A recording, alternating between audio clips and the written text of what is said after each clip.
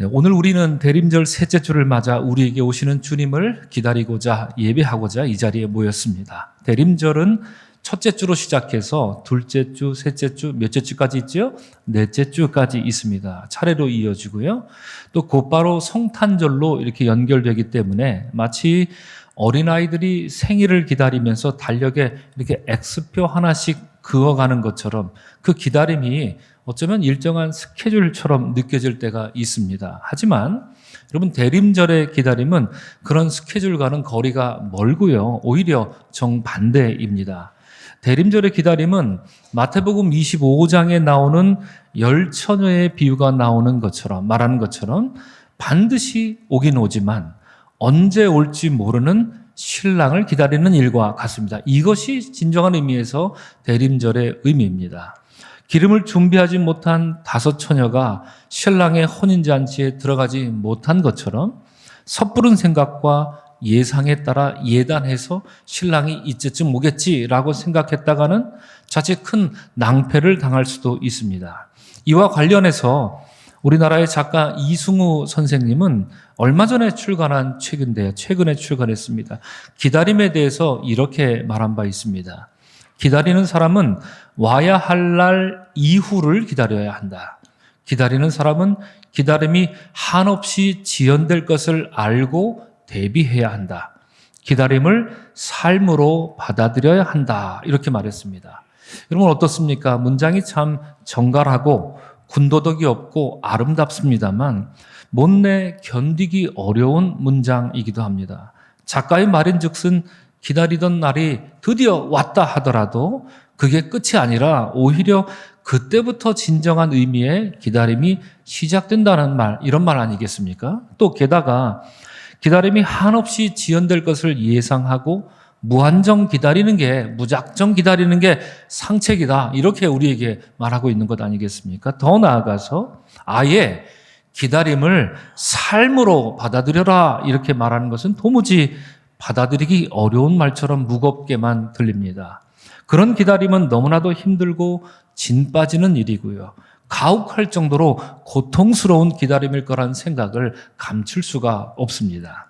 그런데 여러분, 2주 전 나누었던 누가복음 1장에 보면 이러한 엄청난 기다림, 그 고통스럽고 쓰라린 기다림, 누구도 감히 기다릴 수 없는 그 기다림을 인내로 이겨냈던 두 사람, 우리가 그 인물에 대해 나누었습니다.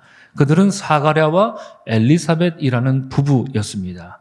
그때도 말씀드렸지만 성경은 이 부부를 소개하면서 첫 번째로 그들은 하나님 앞에 의인이며 주의 모든 계명과 규례대로 흠이 없이 행한 사람이다. 이렇게 소개했고요. 둘째로 그들은 제사장의 직무를 성실하게 행하던 사람들이다. 이렇게 소개하고요. 그리고 그 고통스러운 기다림 속에서도 하나님께 포기하지 않고 간구하던 사람들이다. 성경은 이렇게 이 부부에 대해서 소개합니다. 그래서 저는 이 부부의 신앙을 세 가지 단어로 묘사했습니다. 무엇이었습니까? 말씀, 예배, 기도. 이 기본기를 아주 충실하고 튼실하게 갖추었던 신앙인이라고 소개했습니다. 이처럼 말씀, 예배, 기도로 평생을 살아온 사가랴와 엘리사벳에게 어느 날 천사가 찾아가서 내 아내 엘리사벳이 내게 아들을 낳아주리니 그 이름을 요한이라 하라 이렇게 말하면서 이제 곧 아기를 갖게 될 것을 예언합니다. 하지만 오늘 첫 번째 본문이었던 누가복음 1장 18절을 보면 사가랴는 천사에게 내가 늙고 아내도 나이가 많은데 어떻게 후손을 얻을 수 있겠냐고 이렇게 반문합니다. 여러분, 말씀, 예배, 기도의 이 기본기를 충실히 갖춘 사람이라면 뭐든지 금방 잘 믿을 것 같은데 오늘 본문 말씀을 보니까 그렇지 않다라는 얘기죠. 그것은 기본기에 불과했던 것입니다. 그래서 그 말을 선뜻 믿기에 역부족처럼 보입니다. 이처럼 믿지 못하고 반문하는 사가랴에게 천사는 좀 더 확신을 줘야 되겠다 생각했는지 자기 이름을 알려주는데 이렇게 말합니다. 나는 하나님 앞에 서 있는 가브리엘입니다. 라고 말이죠.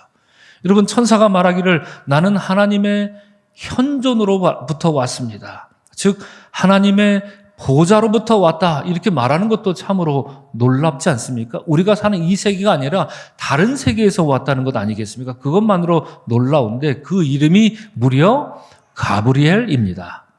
여러분, 천사 가브리엘은 어떤 존재입니까? 여러분은 가브리엘을 어떻게 알고 있습니까? 구약 성경 다니엘서 8장에 보면 다니엘이 어떤 신비롭고 두려운 환상으로 어안이 벙벙하여 있을 때 그에게 그 환상의 비밀을 깨닫게 해준 존재가 바로 가브리엘 천사였습니다. 가브리엘은 다니엘을 찾아가서 말하기를 내가 이제 내게 지혜와 총명을 주려 왔다 이렇게 말하면서 그가 꾼 꿈을 그 환상을 해설해 줍니다. 그런데 곧이어서 가브리엘이 다니엘에게 말하는 것을 가만히 들어보면 그가 다니엘에게 나타난 것은 단순히 환상 해설사, 무슨 환상이나 해설해 주려고 온 것이 아니었습니다. 그건 그냥 해준 것에 불과하고요. 궁극적인 목적은 따로 있었는데 천사는 말하기를 이제 내게 알리러 왔느니라. 너는 크게 은총 입은 자라 이렇게 말합니다. 우리 한번 따라합니다. 너는 크게 은총 입은 자라. 그렇습니다. 가브리엘은 다니엘에게 나타난 목적이 무엇이었습니까? 그러하여 은총을 입은 자인 것을 깨닫게 해주려는 것. 이것이 진정한 목적이었습니다. 그러므로 우리는 가브리엘을 이렇게 명명할 수 있습니다. 하나님의 은총 전달자라고 말이죠. 한번 따라하겠습니다. 하나님의 은총 전달자. 여러분, 가브리엘이 여러분 가정에도 찾아가서 여러분을 만나주시고 여러분에게 하나님의 은총을 전달하는 그런 일이 있기를 주님의 이름으로 축복합니다. 아멘. 그렇습니다. 여러분, 가브리엘은 이렇게 은총을 전달하는 자로서 구약 성경에 가브리엘이라는 이름이 몇 번 나오는지 아십니까? 딱 2번 나옵니다. 신약 성경에 가브리엘이라는 이름이 몇 번 나오는지 아십니까? 딱 2번 나옵니다. 이처럼 은총 전달자, 그것은 아무나 할 수 있는 일이 아니다라고 하는 것이죠. 여러분, 유대인 제사장으로서 사가랴는 누구보다 천사 가브리엘에 대해 잘 알았을 것이지만 하나님의 은총 전달자인 가브리엘이 내게 아들이 있을 것이라는 그 은총을 전달하자 사가랴는 그 은총을 받아들이는커녕 그 은총을 의심합니다. 이에 본문 누가복음 1장 20절에서 은총 전달자인 가브리엘은 은총 의심자인 사가랴에게 이렇게 말하지요. 보라, 이 일이 되는 날까지 내가 말 못하는 자가 되리니 때가 이르면 내 말이 이루어지리라. 이런 말인즉슨 무슨 뜻일까요? 네가 은총을 믿지 못하는구나. 그 은총이 온전히 이루어질 때까지 당분간 너는 입 닫고 있어라. 너는 말하지 못할 것이다. 라고 천사가 말하는 것입니다. 여러분, 말씀에 집중하시기 바랍니다. 이어지는 말씀을 보니 사가랴는 정말 말을 못하게 되었고요. 밖에서 기다리던 사람들이 대체 안에서 무슨 일이 일어난 거야? 하고 묻자 사가랴는 그저 몸짓으로 뜻을 표시하면서 그냥 말 못하는 대로 있었다. 성경은 이렇게 전하고 있습니다. 그가 다시 말을 할 수 있게 될 것인지 아니면 계속 말을 못하게 될 것인지 은총 전달자의 말이 사실인지 아닌지 거기에만 달려 있을 것입니다. 오늘 나눈 두 번째 본문 누가복음 1장 67절을 보면 천사 가브리엘의 예언대로 사가랴의 아내 엘리사벳이 드디어 해산할 기한을 차서 아들을 낳게 됩니다. 사가랴는 은총 전달자 가브리엘의 말을 의심했었지만 본문이 말하듯이 그의 의심과는 상관없이 기한이 찾아 그 은총은 고스란히 이루어졌습니다. 하나님의 뜻은 사람의 때가 아니라 하나님의 때에 이루어진다라는 것을 본문은 우리에게 말하고 있는 것입니다. 이처럼 나이 많은 엘리사벳이 뜻하지 않게 임신했다가 무사히 아기를 낳게 되었으니 이웃과 그리고 친족들이 얼마나 신기하고 기뻐했겠습니까? 이에 본문 58절에서 그들은 말하기를 주께서 그를 크게 긍휼히 여기심을 듣고 함께 즐거워했다. 성경이 이렇게 말합니다. 사람들은 이 일이 사람의 힘이나 능력으로 된 것이 아니라 주님이 엘리사벳에게 크신 은총과 자비를 베푸셔서 가능한 일이었다. 이렇게 고백하면서 함께 기뻐하고 있었던 것입니다. 이처럼 은총 전달자의 말대로 아기가 태어나고요. 그로부터 8일이 지나자 친족들이 모여서 이제 유대 전통에 따라 아기에게 할례를 주고요. 그리고 그 아기에게 이름을 지어주는데 그들은 이렇게 제안하지요. 아버지의 이름을 따라서 이 아기의 이름을 사가랴라 하자, 이렇게 제안합니다. 하지만 여러분, 엘리사벳은 뭐라고 말합니까? 정색을 하면서 아니라 요한이라 할 것이라, 이렇게 대답합니다. 여러분, 동서고금을 막론하고 사내 아이가 태어나면 아버지나 할아버지의 이름을 받아서 이름 짓는 것이 큰 영광이요, 또한 큰 기쁨입니다.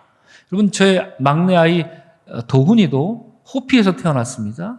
그래서 제 아버지, 그러니까 그 아이의 할아버지 토마스 나선호야의 이름을 받아서 우리 막내 아이의 영어 이름은 토마스 림, 이렇게 미국에서는, 호피에서는 그렇게 불렸습니다. 굉장한 기쁨이고 영광이기도 합니다. 그렇게 하면 되지 않겠습니까? 어떻습니까?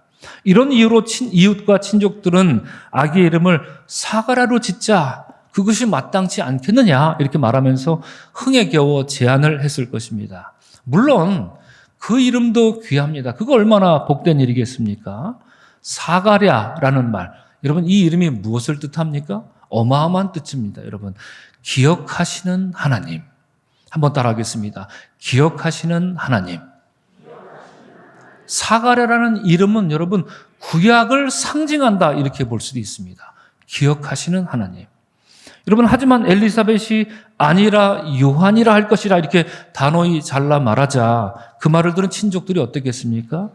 이렇게 말하죠. 내 친족 중에 이 이름 요한이라는 이름으로 지어진 적이 없다라고 말하면서 짐짓 뻘쭘해져서 한 발 물러서더니 이제 옆에 서 있던 사가랴에게 몸짓을 해가면서 당신은 그러면 뭐라고 이름 짓겠소? 이렇게 옆에 있는 사가랴에게 다시 한번 묻습니다. 이에 사가랴는 말로 대답하는 것도 아니고요. 그렇다고 몸짓으로 대답하는 것이 아니라 제3의 방법으로 친족에게 답하는데 63절이 말하듯이 그는 서판을 주시오라고 하더니 그 이름 요한이다, 이렇게 서판에다 씁니다. 서판에 그 이름 요한이 적힌 것을 보자 사람들은 다 놀랍게 여기더라, 이렇게 성경이 말하고 있습니다. 바로 그때, 여러분, 바로 그때 사가랴가 서판에 요한이라고 썼을 때 성경은 말하기를 사가랴의 입이 열리고 혀가 풀리면서 말을 하더니 그가 하나님을 찬송하게 되었다라고 말합니다. 여러분, 이 이야기가 어떻습니까? 할례 받은 아기 이름 정하는 일인데 그 과정에서 일어난 일이 범상치가 않습니다. 특별히 사가랴가 아니라 요한이란 이름이 서판에 적힌 일로 인해 그의 입이 열리고 사람들이 모두 놀랍게 여긴 것, 이것은 뭔가 우리에게 암시하고 있는 게 아닐까 하는 생각을 갖게 됩니다. 앞서 사가랴는 어떤 뜻이라고 말씀드렸습니까? 기억하십니까? 기억하시는 하나님이라는 뜻입니다. 그렇습니다. 구약 성경에 보면 우리 하나님은 보통 무엇을 기억하십니까? 어떤 것을 기억하십니까? 창세기 9장에 보면 하나님은 대홍수를 통해 백성들을 심판하셨습니다. 그러나 노아에게 무지개 언약을 베푸시면서 이렇게 말씀하셨습니다. 내가 나와 너희와 및 육체를 가진 모든 생물 사이에 내 언약을 기억하리라. 화면 PPT 띄워주십시오 라고 말씀하십니다. 그렇습니다. 하나님은 자신의 백성과 맺은 언약을 기억하시는 하나님입니다. 그 어떤 때에도 변함이 없으시고 그 어떤 때에도 자신의 백성들을 향한 그 신실하심을 거두시는 분이 아닙니다. 그 언약을 항상 기억하시는 하나님, 그것이 누구의 이름이었다고요? 바로 사가랴의 이름이었습니다. 실로 사가랴는 그 이름에 합당하게 이름값을 하며 살았던 사람이 맞다, 우리는 이렇게 말할 수 있습니다. 자, 그러면 요한이라는 뜻은 여러분 어떤 뜻을 갖고 있습니까? 혹시 요한의 뜻을 아십니까? 요한이라는 이름도 역시 구약에서 자주 나오는 이름입니다. 요하난이라는 이름으로 뭐 열왕기서에도 나오고 느헤미야서에도 나오고 자주 나오는 아주 흔한 이름 중에 하나지만 이렇게 그렇게 비중 있는 인물은 사실상 없습니다. 여러 곳에 나옵니다. 그런데 이 요한이라고 하는 이 이름하여 은혜로우신 하나님이라는 뜻입니다. 한번 따라하겠습니다. 은혜로우신 하나님. 그렇습니다. 하나님의 은총이라는 뜻입니다. 요한이란 그 이름 말입니다. 가히 여러분 가브리엘이 아까 우리가 뭐라고 명명했습니까? 은총의 전달자라고 했습니다. 그 은총의 전달자가 점지해준 그 아이의 이름이 은혜의 하나님이라는 이름의 뜻의 요한이었다라고 하는 것. 이것은 참으로 기막힌 이름입니다. 그러므로 우리가 사가랴와 요한을 그 이름을 비교하면 이렇게 할 수 있습니다. 사가랴는 언약의 하나님이요 신실하신 하나님입니다. 머풍금 시간에 제가 다시 설명드리겠지만 사가랴가 어쩌면 구약의 하나님을 대표한다라면 요한은 은혜의 하나님이요 인자하신 하나님, 요한은 신약의 하나님을 대표할 수 있다, 이렇게도 볼 수가 있을 텐데요. 사가랴가 신실하신 하나님의 언약을 일평생 다하도록 기다렸던 그런 인물이었다면 이제 요한은 하나님의 은혜를 넝쿨채 몰고 오실, 우리에게 가져다 주실 주님을 기다리며 그분이 오실 길을 준비하는 그 영예를 안을 것이다. 그가 바로 요한이라 할 것이다. 성경은 우리에게 말하고 있는 것입니다. 그런 이유로 은총의 전달자 가브리엘이 내 아내 엘리사벳이 내게 아들을 낳아 주리니 그 이름을 요한이라 하라, 이렇게 말했던 것이고요. 그런 이유로 엘리사벳은 사람들이 사가랴로 이름 짓자라고, 아이 그렇게 하면 어때? 라고 말할 때 아니라 요한이라 이렇게 단호하게 말했던 것이고요. 바로 그런 이유로 사가랴는 그 옛날 시내산 하나님이 돌판에 율법을 새겨주셨던 것처럼 그 이름 요한을 서판에 적어서 이제 요한은 오실 주님을 기다리고 그의 길을 준비하며 꿋꿋이 살아갈 것이다 라고 선포했던 것입니다. 그것이 은총 입은 자의 삶인 것을 오늘 본문은 우리에게 말해주고 있습니다. 자, 이런 이유로 저는 오늘 설교 제목을 은총 입은 자들의 미래라고 정했습니다. 한번 오늘 설교 제목을 다 같이 한번 읽으면 좋겠습니다. 시작. 은총 입은 자들의 미래입니다. 자, 예, 그렇습니다. 은총 입은 자들의 미래입니다. 그렇다면 이후로 은총 입은 자, 우리가 오늘 은총 입은 자라고 말하는 요한의 삶은 어땠습니까? 그런 은총 입은 자로서 어떻게 살았습니까? 그의 삶을 우린 뭐라고 말할 수 있습니까? 하나님의 은총을 입은 요한이었지만 그의 삶은 여러 이유로 힘들고 지친 삶이었습니다. 광야에 외치는 자의 소리로 사는 일이 누가 알아주는 일도 아니고요. 반대로 사람들의 표적이 되기 딱 좋은 그런 인생이었습니다. 무엇 하나 보장된 삶을 산 것도 아니고요. 오히려 아무도 알아주지 않아 외롭고 쓸쓸한 삶을 살았습니다. 요한은 그렇게 살았습니다. 그런데 여러분, 이런 모습만 보고 우리가 야, 요한 참 안 됐다 이렇게 말하면 그건 다행이다 이런 생각까지도 듭니다. 왜 그렇습니까? 마태복음 11장에 어떤 이야기가 나옵니까? 요한이 옥에 갇히게 됩니다. 그래서 그는 자신의 제자를 예수님께 보내서 오실 그이가 당신이 오니까 우리가 다른 일을 기다리오리까 이렇게 물었던 적이 있습니다. 여러분, 이게 무슨 말인가요? 요한이 지금 예수님한테 이 말을 하는 그 내용이 뭡니까? 뭘 하고 있는 겁니까? 예수님을 뭘 하고 있죠? 의심하고 있는 겁니다. 그렇습니다. 그토록 확신에 차서 태어나기 전부터 예수님을 위해서 태어났고 예수님을 위해 어렸을 때부터 평생을 그렇게 살았는데, 그렇게 기다리고 그렇게 준비하며 살았던 그런 인생이었는데, 곰곰이 생각해 보니 저 예수가 내가 기다리던 예수가 맞나? 이런 생각이 문득 들었다는 얘기 아니겠습니까? 여러분 한번 생각해 보시기 바랍니다. 여러분들이 언제부터 신앙생활을 했는지 우리가 저마다 다르겠지만 때로 여러분들은 모태신앙을 하셨던 분도 있고 어렸을 때 혹은 청소년 시절에 혹은 성인이 되어서 교회에 나오신 분도 있을 것입니다. 그런데 그렇게 신앙생활을 잘 하시다가 이제 돌아가시게 됐다고 한번 가정을 해보십시오. 근데 그때 예수님이 안 믿어지는 겁니다. 예수님이 내 주님이야? 아닌 것 같은데?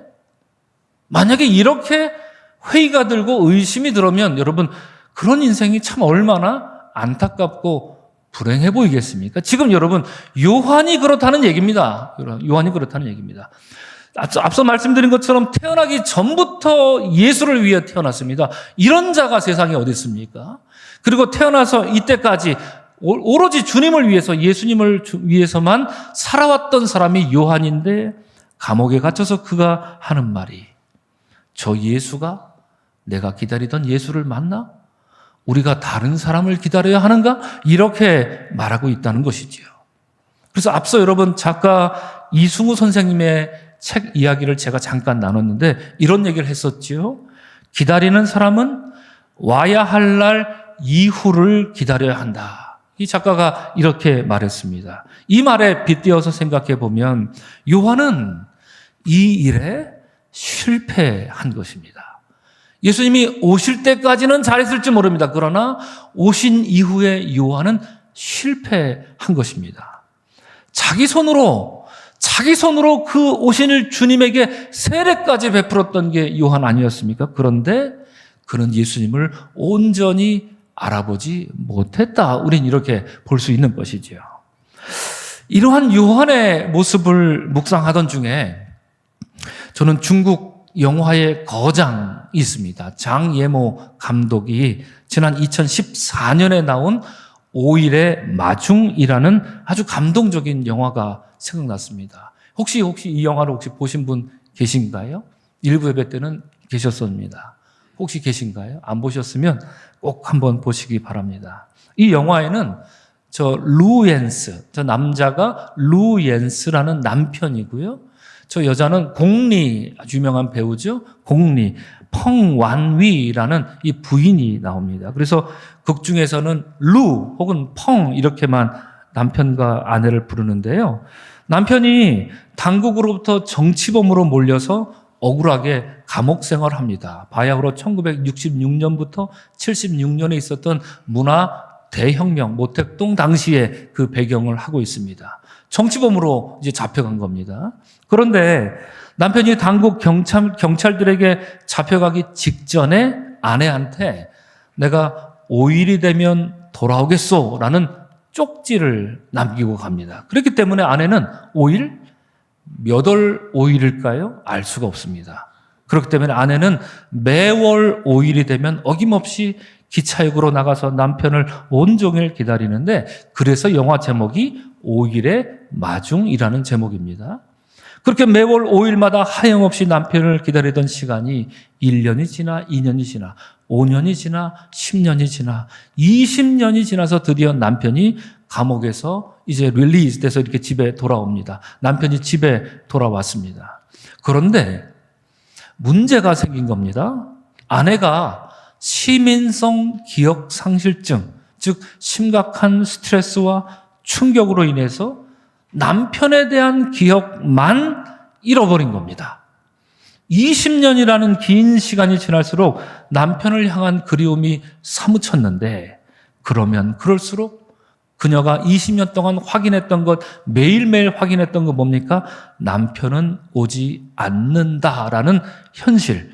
이 현실이 기정사실처럼 굳어졌던 것 아니겠습니까? 특별히 5일이 되면 돌아오겠다 남편의 말을 희망을 걸고 5일마다 기차역에 나가 남편을 기다렸지만, 그때마다 뼈저리게 체감하고 돌아왔던 건 무엇입니까? 남편은 오지 않는다라는 차가운 현실만 하루 종일 경험하고 돌아온 것입니다. 그런 시간으로 인해 아내의 마음에 또 영혼에 치명적인 상처를 입어서 기억상실증이란 병을 얻게 된 것인데요. 자, 근데 집에 돌아온 남편은 그런 아내를 바라보면서 내가 당신의 남편이요 이렇게 말하면서 확인시켜 주려 하지만, 그렇게 말하면 말할수록 아내는 남편인 줄 기억을 못하니까요. 아니, 이 남자가 왜 나한테 이렇게 친하게 되는 거야? 왜 치근덕거리는 거야? 이렇게 오히려 더 알레르기 반응을 보였던 것입니다. 하는 수 없이 남편은 집에서 살지 못하죠. 외간 남자가 어떻게 집에 들어와 살겠습니까? 집이 아니라 근처에 허름한 방을 얻어서 생활하는데요. 이후로도 남편은 포기하지 않습니다. 의사의 자문을 얻어서 어떻게 하면 아내의 병을 회복할 수 있을지 노력을 합니다. 아내에게 찾아와서 정기적으로 책도 읽어주고 옛날 사진도 보여주고, 아내와 함께 옛날에 있었던 일을 이렇게 일부러 연출을 해서 그때 데자뷰 현상처럼 이렇게 딱 딱, 맞아. 그러면서 이게 드라마나 영화에서 가끔 또 이렇게 소재를 쓰고 하는데요. 그렇게 할 수 있지 않을까라고 하는데, 자, 어느 정도 효험이 있어 보입니다. 그래서 영화를 보면 아내가 다시 오일이 되어서 기차역에 나가 남편을 기다립니다. 저 이름이 남편의 이름이지요. 남편 보라고 큼지막하게 남편 이름을 적은 편말을 들고 애타게 서 있습니다. 자, 두 번째 그림. 저 멀리서 남편이 일부러 기차역 저 뒤로 갔다 이렇게 나오는 그 모양을 하는 겁니다. 옵니다. 남편은 아내가 자기를 알아보면 좋겠다 기대하면서 계단을 타고 차곡차곡 이렇게 걸어 내려옵니다. 하지만 안타깝게도 아내 펑은 남편 루를 알아보지 못하고 서서 서로 서성대기만 합니다. 이후로 두 사람은 아주 친밀한 이웃으로 남습니다만 남편을 기억하지 못하는 아내의 병은 그 회복될 기미가 전혀 보이지가 않습니다. 끝내 이 여인은 남편을 남편으로 기억하지 못한 것입니다. 자, 그러면 이 이야기의 결론은 여러분 어떻게 될까요? 그래서 남편은 내가 이제 더 이상 더는 아내가 기억을 되찾도록 돕는 일을 하지 않겠다. 마음 먹습니다. 대신에 남편은 아내의 남은 생을 옆에서 그냥 그런 대로 옆에서 지켜보는 것으로 만족하기로 마음을 고쳐먹습니다. 영화의 마지막 장면에서 남편은 남편이 오기를 기다리는 아내 옆에서 자기 이름 루옌위라는 이름을 큼지막하게 적은 편말을 아내 대신 들고 서서 아내가 기다리는 남편을 기다리면서 영화가 끝납니다. 제가 설명을 잘 한 거겠죠? 예. 어떤 장면인지 아시고 이 장면에서 이제 영화를 보는 사람들은 펑펑 눈물을 막 쏟으면서 영화를 보게 되는 바로 그 마지막 장면입니다. 자, 오늘 이 벽에 나오신 사랑하는 성도 여러분, 오늘 우리는 은총 전달자 가브리엘에 의해 태어난 아기가 요한이라는 이름을 받게 된 경위에 대해 나누었습니다. 그 아기의 이름 요한은 은총의 하나님이라는 뜻으로 그는 실로 하나님의 은총을 입고 태어나 오시는 주님의 길을 예비하던 은총의 삶이었습니다. 하지만 앞서 말씀드린 것처럼 그랬던 요한조차도 태어나기 전부터 하나님의 은총을 받고 태어나 은총의 사람으로 살았던 요한조차도 예수님을 제대로 알아보지 못했던 때가 있었습니다. 주님을 의심했습니다. 그리하여 오실 그이가 당신이오니까? 우리가 다른 일을 기다려야 됩니까? 이렇게 참담한 질문을 던지기까지 했습니다. 방금 소개한 영화에서처럼 20년을 기다린 남편을 알아보지 못했던 그 아내 펑의 모습처럼 말입니다. 이미 남편은 돌아왔는데 5일이 될 때마다 남편을 기다리러 마중 나가는 더없이 안타까운 모습처럼 말입니다. 여러분, 때로는 우리도 이미 우리에게 오신 주님을 알아보지 못할 때가 많이 있습니다.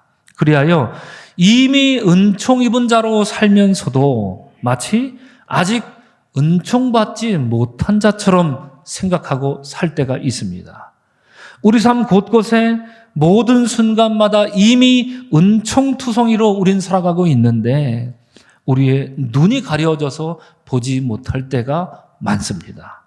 하나님이 우리에게 주시는 은혜와 평화는 이미 우리 영혼 그 깊은 곳으로부터 흘러나오고 저 하늘로부터 폭포수처럼 내리고 있는데 우리는 멍하니 다른 곳만 쳐다보기도 합니다.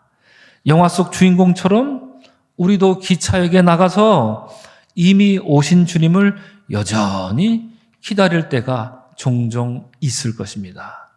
오늘 이 벽에 나오신 사랑하는 성도 여러분, 우리가 이미 우리에게 오신 주님을 기다릴 때 혹시 주님이 그 옆에 서서 큼지막한 편말을 우리 대신 들고 서 계신 것은 아닙니까? 혹시 그러하시다면 사랑하는 성도 여러분, 고개를 돌려 주님을 바라보시기를 원합니다. 주님은 이미 우리에게 오셨습니다. 설교 제목을 은총 입은 자들의 미래라고 정했지만 여러분, 은총 입은 자들의 미래는 없습니다. 오직 은총 입은 자의 현재만 있을 뿐입니다. 우리가 주님을 기다리는 것은 아직 오지 않은 주님을 기다리는 것이 아닙니다. 이미 오신 주님을 매일매일 새로운 마음으로 만나고 그분과 동행하는 것이 우리가 주님을 기다리는 일인 것이죠. 그것이 은총 입은 자의 삶인 줄로 믿습니다. 날마다 주야로 주님과 함께 살면서 참 기쁨과 평안을 내일이 아니라 오늘, 지금 누리는 참으로 은총 입은 자로 사시는 여러분들이 되시기를 주님의 이름으로 간절히 축원합니다. 아멘. 이 시간 잠시 눈을 감으시고 오늘 하나님 우리에게 주신 말씀을 잠시 묵상하겠습니다.